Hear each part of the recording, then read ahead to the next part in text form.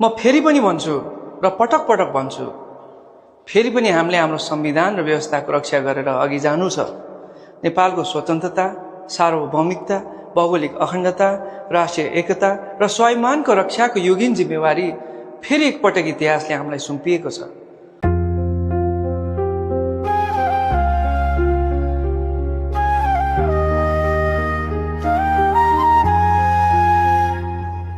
सुनसान यो रात, समात यो हात, अँध्यारोमा हिँड्दा चाहिन्छ एउटा साथ। नहेर मेरो जात, नछोड मेरो आश, अघि बढ्नु छ जितेर सबैलाई लिएर साथ। स्वार्थी यो दुनिया खोज्छन् मात्रै जात, तर मानवता बिर्सेर दिन्छन् हरेक बात।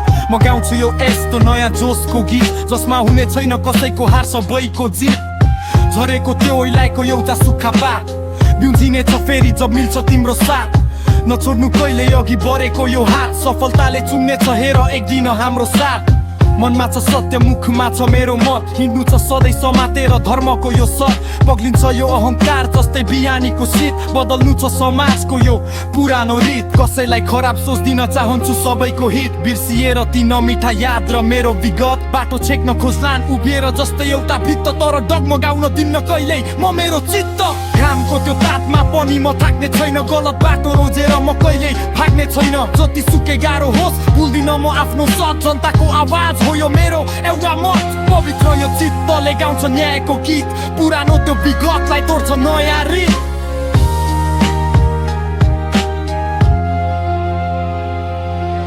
विकाती चोटहरू अझै बाँकी छ खत, तर हार्ने छैन म लिएको छु यो वत्र। जिउँदो लास भएर यहाँ बाँच्नु छैन मृत, आफैले आफ्नै भाग्यलाई आज गरेको छु कृत। नडराउ तिमी देख्दा कुनै अधुरो प्रेत, समयको प्रभावमा उठ्छन् यी बालुवाका रेत। अन्यायको पासोमा जो यहाँ छन् धृत, तिनलाई न्याय दिलाउनु नै हो मेरो साँचो रीत। आफ्नै हातले बनाएको यो घरको सानो छत, पसिनाको मूल्य बुझ्छु राख्दिन म कुनै लत।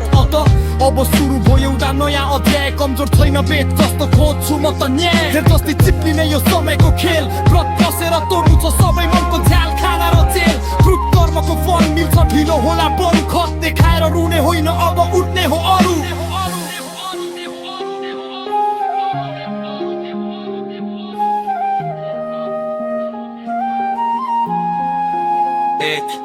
एकदेखि 30 शब्द एउटा जीवनको कथा, भित्र छ कति खुसी, भित्र छ कति व्यथा। हातमा हात मिलाई गाउँदै जाऊ यो गीत, सत्यकै हुन्छ अन्त्यमा सधैँ सुन्दर जित।